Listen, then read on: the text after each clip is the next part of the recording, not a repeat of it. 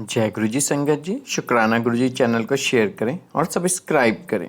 संगत जी, आज हम गुरु जी की आज्ञा से लीना जैन आंटी जी के श्रीमुख से श्री शिव महापुराण श्रृंखला में 20वें भाग में विद्वेश्वर संहिता के 17वें अध्याय का श्रवण करेंगे। चलिए प्रारंभ करते हैं। जय गुरु जी। जय गुरु जी संगत जी। गुरु जी महाराज की आज्ञा एवं आशीर्वाद से आज हम श्री शिव महापुराण की विद्वेश्वर संहिता के 17वें अध्याय की वाचना करने जा रहे हैं। ओम नमः शिवाय, शिवजी सदा सहाय। ओम नमः शिवाय, गुरु जी सदा सहाय। षडलिंग स्वरूप प्रणव का महात्म्य, उसके सूक्ष्म रूप अर्थात ओंकार और स्थूल रूप अर्थात पंचाक्षर मंत्र का विवेचन, उसके जप की विधि एवं महिमा, कार्य ब्रह्म के लोकों से लेकर कारण रुद्र के लोकों तक का विवेचन करके कालातीत पंचावरण विशिष्ट शिवलोक के अनिर्वचनीय वैभव का निरूपण तथा शिव भक्तों के सत्कार की महत्ता। ऋषि बोले, प्रभु महामुने, आप हमारे लिए क्रमशः षडलिंग स्वरूप प्रणव का महात्म्य तथा शिव भक्त के पूजन का प्रकार बताइए। सूत जी ने कहा, महर्षियों, आप लोग तपस्या के धनी हैं। आपने ये बड़ा सुंदर प्रश्न उपस्थित किया है, किंतु इसका ठीक ठीक उत्तर महादेव जी ही जानते हैं, दूसरा कोई नहीं। तथापि भगवान शिव की कृपा से ही मैं इस विषय का वर्णन करूंगा। वे भगवान शिव हमारी और आप लोगों की रक्षा का भारी भार बारंबार स्वयं ही ग्रहण करें। प्र नाम है प्रकृति से उत्पन्न संसार रूपी महासागर का। प्रणव इससे पार करने के लिए दूसरी अर्थात नव नाव है, इसलिए इस ओंकार को प्रणव की संज्ञा देते हैं। ओंकार अपने जप करने वाले साधकों से कहता है, प्रपंच न नहीं है वह तुम लोगों के लिए। अतः इस भाव को लेकर भी ज्ञानी पुरुष ओम को प्रणव नाम से जानते हैं। इसका दूसरा भाव यूं है, प्रकरेषण न नयेत वह युष्मान मोक्षम इति वा प्रणवः, अर्थात यह तुम सब उपासकों को बलपूर्वक मोक्ष तक पहुंचा देगा। इस अभिप्राय से भी इसे ऋषि मुनि प्रणव कहते हैं। अपना जप करने वाले योगियों के तथा अपने मंत्र की पूजा करने वाले उपासक के समस्त कर्मों का नाश करके यह दिव्य नूतन ज्ञान देता है, इसलिए भी इसका नाम प्रणव है। उन माया रहित महेश्वर को ही नव अर्थात नूतन कहते हैं। वे परमात्मा प्रकृष्ट रूप से नव अर्थात शुद्ध स्वरूप हैं, इसलिए प्रणव कहलाते हैं।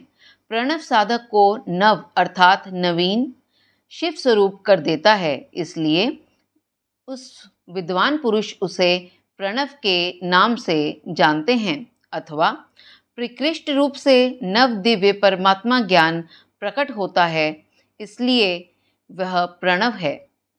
प्रणव के दो भेद बताए गए हैं, स्थूल और सूक्ष्म। एक अक्षर रूप जो ओम है उसे सूक्ष्म प्रणव जानना चाहिए और नमः शिवाय इस 5 अक्षर वाले मंत्र को स्थूल प्रणव समझना चाहिए। जिसमें 5 अक्षर व्यक्त नहीं हैं वह सूक्ष्म है और जिसमें 5 अक्षर सुस्पष्ट रूप से व्यक्त हैं वह स्थूल है। जीवंत मुक्त पुरुष के लिए सूक्ष्म प्रणव के जप का विधान है, वही उसके लिए समस्त साधनों का सार है। यद्यपि जीवन मुक्त के लिए किसी साधना की आवश्यकता नहीं है क्योंकि वह सिद्ध रूप है, तथापि दूसरों की दृष्टि में जब तक उसका शरीर रहता है तब तक उसके द्वारा प्रणव जप की सहज साधना स्वतः होती रहती है। वह अपनी देह का विलय होने तक सूक्ष्म प्रणव मंत्र का जप और उसके अर्थभूत परमात्म तत्व का अनुसंधान करता रहता है। जब शरीर नष्ट हो जाता है तब वह पूर्ण ब्रह्म स्वरूप शिव को प्राप्त कर लेता है। यह सुनिश्चित बात है। जो अर्थ का अनुसंधान न करके केवल मंत्र का जप करता है उसे निश्चय ही योग की प्राप्ति होती है।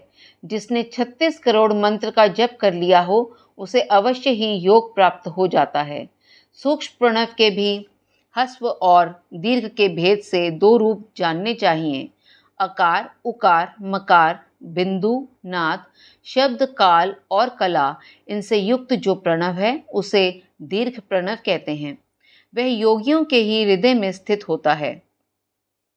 मकार पर्यंत जो ओम है वह अ, उ, म इन तीनों तत्वों से युक्त है। इसी को ह्रस्व प्रणव कहते हैं। अ शिव है, उ शक्ति है और मकार इन दोनों की एकता है। वह त्रितत्व रूप है, ऐसा समझकर ह्रस्व प्रणव का जप करना चाहिए। जो अपने समस्त पापों का क्षय करना चाहते हैं उनके लिए इस ह्रस्व प्रणव का जप अत्यंत आवश्यक है। पृथ्वी, जल, तेज, वायु और आकाश ये 5 भूत तथा शब्द, स्पर्श आदि इनके 5 विषय, ये सब मिलकर 10 वस्तुएं मनुष्यों की कामना के विषय हैं। इनकी आशा मन में लेकर जो कर्मों के अनुष्ठान में संलग्न होते हैं वे 10 प्रकार के पुरुष प्रवृत्ति अथवा प्रवृत्ति मार्गी कहलाते हैं तथा जो निष्काम भाव से शास्त्र विहित कर्मों का अनुष्ठान करते हैं वे निवृत्त अथवा निवृत्ति मार्गी कहे गए हैं। प्रवृत्त पुरुषों को ह्रस्व प्रणव का ही जप करना चाहिए और निवृत्त पुरुषों को दीर्घ प्रणव का। वैहतियों तथा अन्य मंत्रों के आदि में इच्छानुसार शब्द और कला से युक्त प्रणव का उच्चारण करना चाहिए। वेद के आदि में और दोनों संध्याओं की उपासना के समय भी ओंकार का उच्चारण करना चाहिए। प्रणव का 9 करोड़ जप करने से मनुष्य शुद्ध हो जाता है।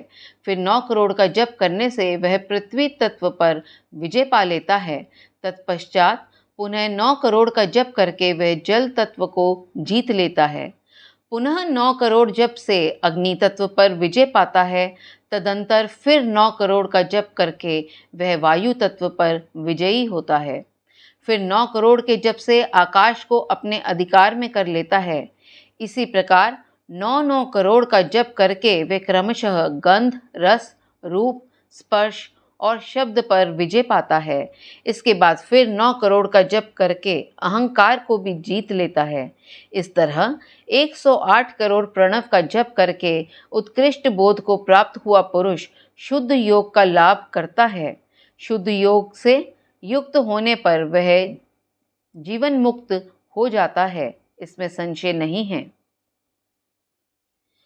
सदा प्रणव का जप और प्रणव रूपी शिव का ध्यान करते करते समाधि में स्थित हुआ महायोगी पुरुष साक्षात शिव ही है, इसमें संशय नहीं है। पहले अपने शरीर में प्रणव के ऋषि, छंद और देवता आदि का न्यास करके फिर जप आरंभ करना चाहिए। अकारादि मात्र का वर्णों से युक्त प्रणव का अपने अंगों में न्यास करके मनुष्य ऋषि हो जाता है। मंत्रों के 10 विध संस्कार, मात्र का न्यास तथा षड्वशोधन आदि के साथ संपूर्ण न्यास फल उसे प्राप्त हो जाता है। प्रवृत्ति तथा प्रवृत्ति निवृत्ति से मिश्रित भाव वाले पुरुष के लिए स्थूल प्रणव का जप ही अभीष्ट साधक होता है। क्रिया, तप और जप के योग से शिव योगी 3 प्रकार के होते हैं, जो क्रमशः क्रिया योगी, तपोयोगी और जप योगी कहलाते हैं। जो धन आदि वैभवों से पूजा सामग्री का संचय करके हाथ आदि अंगों से नमस्कार आदि क्रिया करते हुए इष्ट देव की पूजा में लगा रहता है, वह क्रिया योगी कहलाता है। पूजा में संलग्न रहकर जो परिमित भोजन करता, बाह्य इंद्रियों को जीत कर वश में किए रहता और मन को भी वश में करके परद्रोह आदि से दूर रहता है, वह तपोयोगी कहलाता है। इन सभी सद्गुणों से युक्त होकर जो सदा शुद्ध भाव से रहता तथा समस्त काम आदि दोषों से रहित हो शांत चित्त से निरंतर जप किया करता है, उसे महात्मा पुरुष जप योगी मानते हैं। जो मनुष्य 16 प्रकार के उपचारों से शिव योगी महात्माओं की पूजा करता है, वह शुद्ध होकर सालोक्य आदि के क्रम से उत्तरोत्तर उत्कृष्ट मुक्ति को प्राप्त कर लेता है। द्विजो, अब मैं जप योग का वर्णन करता हूँ, तुम सब लोग ध्यान देकर सुनो। तपस्या करने वाले के लिए जप का उपदेश किया गया है, क्योंकि वह जप करते करते अपने आप को सर्वथा शुद्ध अर्थात निष्पाप कर लेता है। ब्राह्मणों, पहले नमः पद हो, उसके बाद चतुर्थी विभक्ति में शिव शब्द हो, तो पंचतत्वात्मक नमः शिवाय मंत्र होता है। इसे शिव पंचाक्षर कहते हैं। यह स्थूल प्रणव रूप है। इस पंचाक्षर के जप से ही मनुष्य संपूर्ण सिद्धियों को प्राप्त कर लेता है। पंचाक्षर मंत्र के आदि में ओंकार लगाकर ही सदा उसका जप करना चाहिए। द्विजो, गुरु के मुख से पंचाक्षर मंत्र का उपदेश पाकर जहाँ सुखपूर्वक निवास किया जा सके, ऐसी उत्तम भूमि पर महीने के पूर्व पक्ष अर्थात शुक्ल में प्रतिपदा से आरंभ करके कृष्ण पक्ष की चतुर्दशी तक निरंतर जप करता रहे। माघ और भादों के महीने अपना विशिष्ट महत्व रखते हैं। यह समय सब समयों से उत्तमोत्तम माना गया है। साधक को चाहिए कि वे प्रतिदिन एक बार परिमित भोजन करे, मौन रहे, इंद्रियों को वश में रखे, अपने स्वामी एवं माता पिता की नित्य सेवा करे। इस नियम से रहकर जप करने वाला पुरुष एक सहस्त्र जप से ही शुद्ध हो जाता है, अन्यथा वह ऋणी होता है। भगवान शिव का निरंतर चिंतन करते हुए पंचाक्षर मंत्र का 5 लाख जप करे। जप काल में इस प्रकार ध्यान करे। कल्याणदाता भगवान शिव कमल के आसन पर विराजमान हैं। उनका मस्तक श्री गंगा जी तथा चंद्रमा की कला से सुशोभित है। उनकी बाईं जांघ पर आदिशक्ति भगवती उमा बैठी हैं। वहाँ खड़े हुए बड़े बड़े गण भगवान शिव की शोभा बढ़ा रहे हैं। महादेव जी अपने 4 हाथों में मृग मुद्रा, टंक तथा वर एवं अभय की मुद्राएं धारण किए हुए हैं। इस प्रकार सदा सब पर अनुग्रह करने वाले भगवान सदाशिव का बारंबार स्मरण करते हुए हृदय अथवा सूर्यमंडल में पहले उनकी मानसिक पूजा करके फिर पूर्वाभिमुख हो पूर्वोक्त पंचाक्षरी विद्या का जप करे। उन दिनों साधक सदा शुद्ध कर्म से ही करे और दुष्कर्म से बचा रहे। जबकि समाप्ति के दिन कृष्ण पक्ष की चतुर्दशी को प्रातः काल नित्य कर्म करके शुद्ध एवं सुंदर स्थान में शौच संतोष आदि नियमों से युक्त हो शुद्ध हृदय से पंचाक्षर मंत्र का 12 सहस्त्र जप करे। तत्पश्चात 5 सपत्नीक ब्राह्मणों का जो श्रेष्ठ एवं शिव भक्त हों वरण करे। इनके अतिरिक्त एक श्रेष्ठ आचार्य प्रवर का भी वरण करे और उसे सांब सदाशिव का स्वरूप समझे। ईशान, तत्पुरुष, अघोर, वामदेव तथा सद्योजात इन 5 के प्रतीक स्वरूप 5 ही श्रेष्ठ और शिव भक्त ब्राह्मणों का वरण करने के पश्चात पूजन सामग्री को एकत्र करके भगवान शिव का पूजन आरंभ करे। विधि पूर्वक शिव की पूजा संपन्न करके होम आरंभ करे। अपने ग्रह सूत्र के अनुसार सुखांत कर्म करके अर्थात परिसमूहन, उपलेपन, उल्लेखन, मृद उद्धरण और अभ्युक्षण इन 5 भूत संस्कारों के पश्चात वेदी पर स्वाभिमुख अग्नि को स्थापित करके कुश कंडिकार के अनंतर प्रज्वलित अग्नि में आज्य भागांत आहुति देकर प्रस्तुत होम का कार्य आरंभ करे। कपिला गाय के घी से 11, 101 अथवा 1001 आहुतियाँ स्वयं ही दे अथवा विद्वान पुरुष शिव भक्त ब्राह्मणों से 108 आहुतियाँ दिलाए। होम कर्म समाप्त होने पर गुरु को दक्षिणा के रूप में एक गाय और बैल देने चाहिए। ईशान आदि के प्रतीक स्वरूप जिन 5 ब्राह्मणों का वर्ण किया गया हो उनको ईशान आदि का स्वरूप ही समझे तथा आचार्य को सांब सदाशिव का स्वरूप माने। इसी भावना के साथ उन सब के चरण धोए और उनके चरणोदक से अपने मस्तक को सींचे। ऐसा करने से वह साधक अगणित तीर्थों में तत्काल स्नान करने का फल प्राप्त कर लेता है। उन ब्राह्मणों को भक्तिपूर्वक दशांग अन्न देना चाहिए। गुरु पत्नी को पराशक्ति मानकर उनका भी पूजन करे। ईशानादि क्रम से उन सभी ब्राह्मणों का उत्तम अन्न से पूजन करके अपने वैभव विस्तार के अनुसार रुद्राक्ष, वस्त्र, बड़ा और पुआ आदि अर्पित करे। तदंतर दिक्पालिकों को बलि देकर ब्राह्मणों को भरपूर भोजन कराए।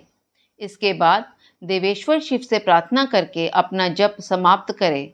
इस प्रकार पुरश्चरण करके मनुष्य उस मंत्र को सिद्ध कर लेता है। फिर 5 लाख जप करने से समस्त पापों का नाश हो जाता है।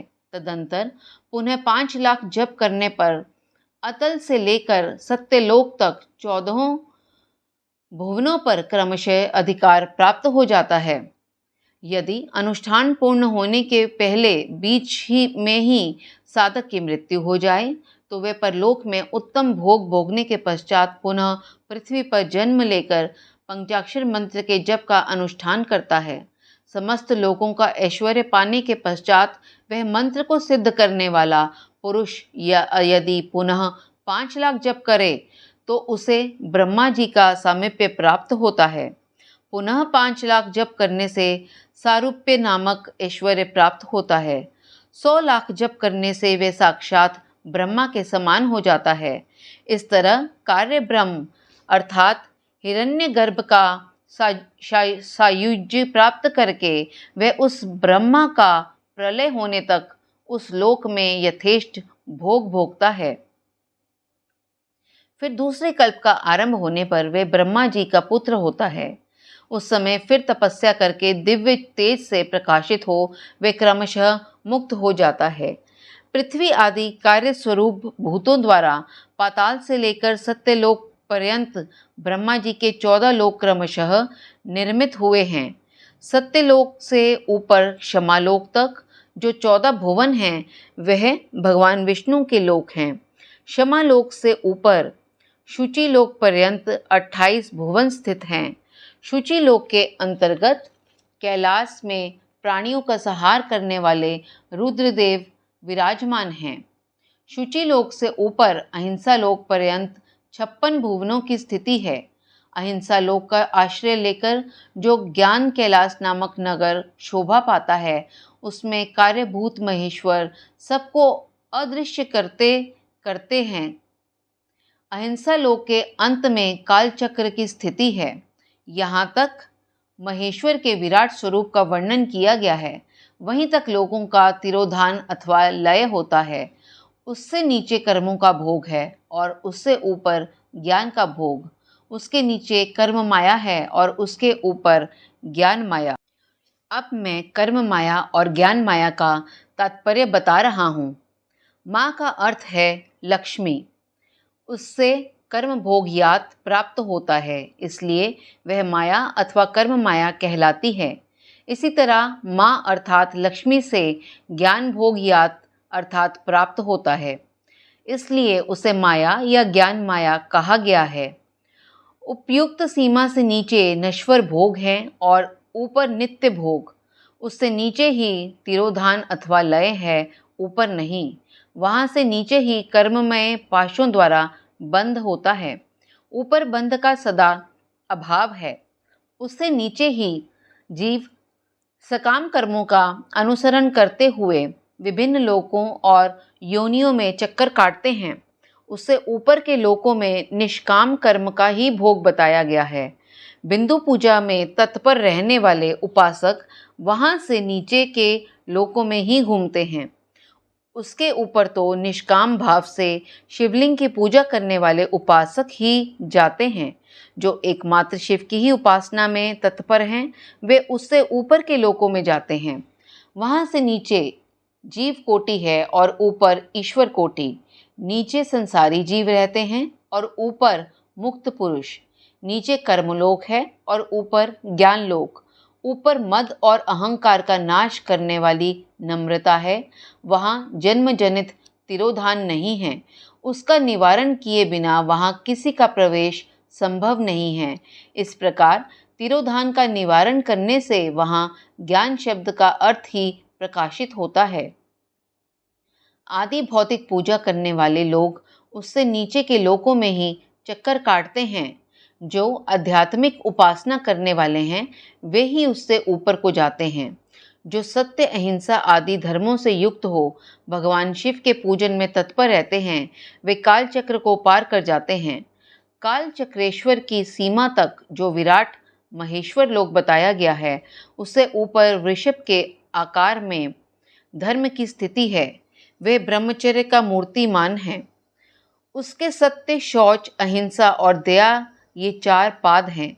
वह साक्षात शिवलोक के द्वार पर खड़ा है। क्षमा उसके सींग हैं, शम कान हैं। वे ध्वनि रूपी शब्द से विभूषित है। आस्तिकता उसके दोनों नेत्र हैं। विश्वास ही उसकी श्रेष्ठ बुद्धि एवं मन है। क्रिया आदि धर्म रूपी जो वृषभ हैं, वे कारण आदि में स्थित हैं, ऐसा जानना चाहिए। उस क्रिया रूप वृषभाकार धर्म पर कालातीत शिव आरूढ़ होते हैं। ब्रह्मा, विष्णु और महेश्वर की जो अपनी अपनी आयु है, उसी को दिन कहते हैं। जहाँ धर्म रूपी वृषभ की स्थिति है, उससे ऊपर न दिन है न रात्रि। वहाँ जन्म मरण आदि भी नहीं है।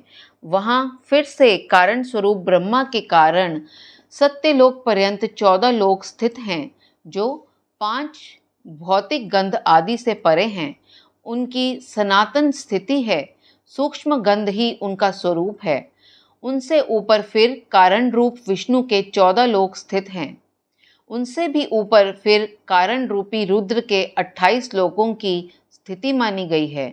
फिर उनसे भी ऊपर कार्णेश शिव के 56 लोक विद्यमान हैं। तदंतर शिव समस्त ब्रह्मचर्य लोक है और वही 5 आवरणों से युक्त ज्ञानमय कैलाश है, जहाँ 5 मंडलों, 5 ब्रह्म कलाओं और आदि शक्ति से संयुक्त आदिलिंग प्रतिष्ठित है। उसे परमात्मा शिव का शिवालय कहा गया है। वहीं पराशक्ति से युक्त परमेश्वर शिव निवास करते हैं। वे सृष्टि, पालन, संहार, तिरोभाव और अनुग्रह इन 5 कृत्यों में प्रवीण हैं। उनका श्री विग्रह सच्चिदानंद स्वरूप है। वे सदा ध्यान रूपी धर्म में ही स्थित रहते हैं और सदा सब पर अनुग्रह किया करते हैं। वे स्वात्माराम हैं और समाधि रूपी आसन पर आसीन हो नित्य विराजमान होते हैं। कर्म एवं ध्यान आदि का अनुष्ठान करने से क्रमशः साधन पथ में आगे बढ़ने पर उनका दर्शन साध्य होता है। नित्य नैमित्तिक आदि कर्मों द्वारा देवताओं का यजन करने से भगवान शिव के समाराधन कर्म में मन लगता है। क्रिया आदि जो शिव संबंधी कर्म हैं, उनके द्वारा शिव ज्ञान सिद्ध करे। जिन्होंने शिव तत्व का साक्षात्कार कर लिया है अथवा जिन पर शिव की कृपा दृष्टि पड़ चुकी है, वे सब मुक्त ही हैं, इसमें संशय नहीं है। आत्मस्वरूप से जो स्थित है वही मुक्ति है। एकमात्र अपने आत्मा में रमण या आनंद का अनुभव करना ही मुक्ति का स्वरूप है।